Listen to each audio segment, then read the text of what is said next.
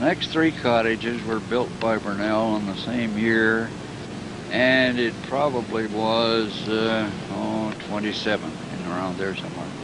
Was this old Mr. Burnell? This is young. Yes. Richard Burnell with the 2 helpers he had. Right on. That built all through here. They were all built for rental purposes, and this first one we're looking at was sold Johnson's. They lived here for quite a few years, and then it was sold to Howitts. Howitts have done most of the work on the place, and it's beautiful inside. He's enlarged it in some places. The next one, which we're going to find hard to get through the trees, was the second one that was rented for a very short time. And then I think Richard Burnell gave it to one of his daughters, Mrs. Mills. Strangely enough, Mrs. Mills was known to our people back in Parkdale. Anyway, she died, he died, he had TB, and then Mrs. Mills married Mr. Tears, who was the mayor of Fenelon Falls, or the Reeve, and they lived here for a while. Then when she died, she left it to her niece, Evelyn Avery. Come on down, fellas, let's have a look at that one a little closer. Pines that we're looking at now looks different because it had some work to it, amongst other things. The most noticeable one is aluminum siding. They too have added quite a bit on the back, so the layout of the 2 cottages is quite different. You want to get perhaps the Hines family on the tree? Yeah, there it is. Yeah. Good. Okay. Heard of the same layout cottages built at the same time. It was rented for quite a while, including several years to Boyntons and Kinsingers as the overflow from Fern Cottage. It's in the estate of Elaine Wallace now. What else am I going to say? It may very well be for sale, we understand. Would the Macaulays have been the ones to buy from the Burnells? Do you recall that? Yeah, Macaulays bought from Burnells, and right. Wallace was a Macaulay. You're right on.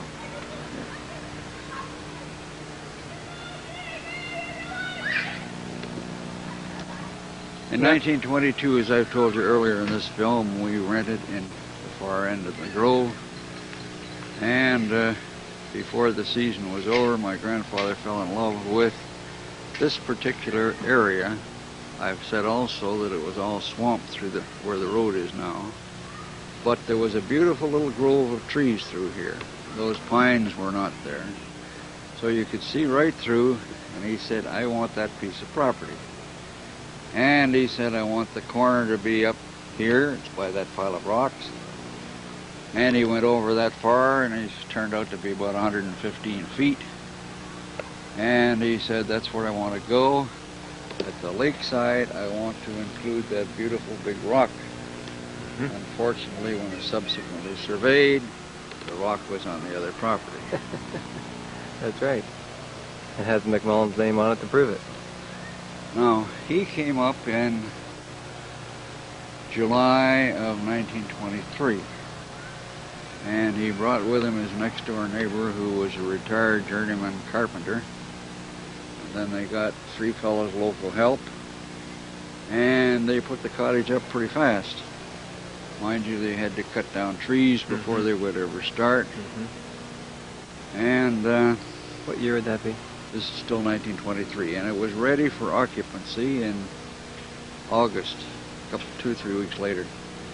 I came up with my grandmother on a train, and we were on our way out here. From the train out, we took a taxi, which happened to be a pony and a buggy. That was the first time I had seen any of the cottage built. It was like in a wilderness, and as a 5-, 6-year-old, I thought, I'm in the middle of a forest or a real wild place. Basically, there was a lot to be done. There was a lot of windows missing then, and there was bedrooms finished enough to sleep in. That's about what they had. Well, let's go down there a little closer, maybe. Great. Frank, let me ask you this. Did great-grandfather buy from Mr. Burnell? Yes. Right.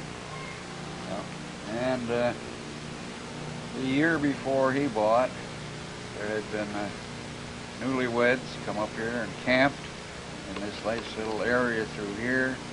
To eat, they had erected a table, a very rustic type table between the trees that we're looking at where the swing is presently.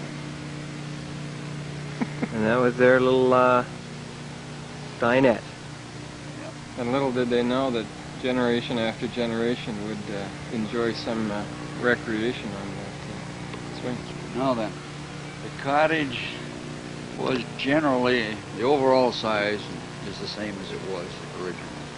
Lots of changes been made inside, but outside is the same dimensions. Kind of an amusing little story. My grandfather promised his wife Susie that he would not go on the roof because he'd fallen twice and broken 2 wrists. So he kept his promise, and these local workmen put the roof on. He had ordered shingles sufficient to do the whole roof. They finished the roof and they had gobs and gobs of shingles left over. The result was, of course, the first time it rained, we had water inside every place you look. Now, approximately in line with the swing and out near the trees that are 50, 60 feet out there was where the outside toilet was located for years. At the end of the spruce tree, wouldn't it? These little cedars are right in front of you. Yeah. There you go. There you go. Right under there in the spruce there. In the first couple of years that grandfather was here, we did a number of things. One of them was build around groups of trees, particularly with rocks, and fill it up so they had fern beds. And that, of course, is where the Fern Cottage name came from. They were all across the front of the cottage, and I'm sure you fellows remember that. Now let's go around to the back and see what's there. This area where we're standing, Stuart's and Stuart through to the lake, was originally solid trees. You could barely see any water through it at all.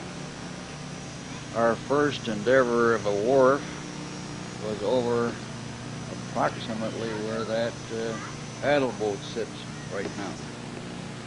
We had a wharf out there. I have some pictures of it at home. That stood for a number of years before we had a boathouse of our own. And meanwhile, we had a boat, and we used to moor it at a boathouse just the other side of the Smiths or Carson's cottage. What kind of boat would that have been? That was a disc-pro, disappearing propeller. Which means? Which means that you could go in very shallow water or weeds because the propeller would come up inside the hull in a large bronze housing. Smart idea for a shallow lake like this. This porch, of course, is a recent add-on. I'm sure you fellows remember that one. Now let's wander around towards the back door, the rear door. Remember the time this was built, there was no electricity, and so you couldn't have any water power. We had the outside toilet, and it was so hot inside we had a cookhouse out the rear. The cookhouse was approximately at the bottom of the steps that you're looking at from that porch now. It was rustic, just enough rustic pieces to hold up the roof. And we had a wood stove in there. That's where all the ironing was done because you had to use flat iron to heat them on the stove and then do your ironing out on the lawn. Not on the lawn, on an ironing board. Right. Now, from here on, there was absolutely nothing. Swampy at the lake.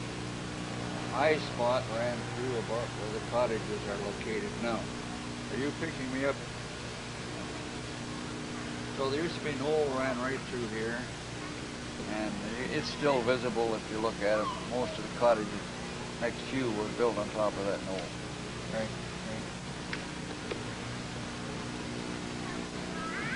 The large fireplace that was in this cottage originally was built by Russ Waghorn's father, John Waghorn. Never knew that. Who was a beautiful, he was a journeyman stonemason from Scotland. And he knew what he was doing, and he cut some beautiful rocks and built that. He happened to be here. No, that's not right. He also built the one in Waghorn's cottage, which if you've looked at it, beautifully cut stone there too. Now he was here in 1926 building Waghorn's fireplace when grandfather got ill, and he was able to take him to the station in town in his car, which was a Model T Ford that had all the top part cut off so that he could put his tools in there and all the rest of it. Well, this cottage originally had no washroom as you know it now. It had a little counter with a pail of water and a basin.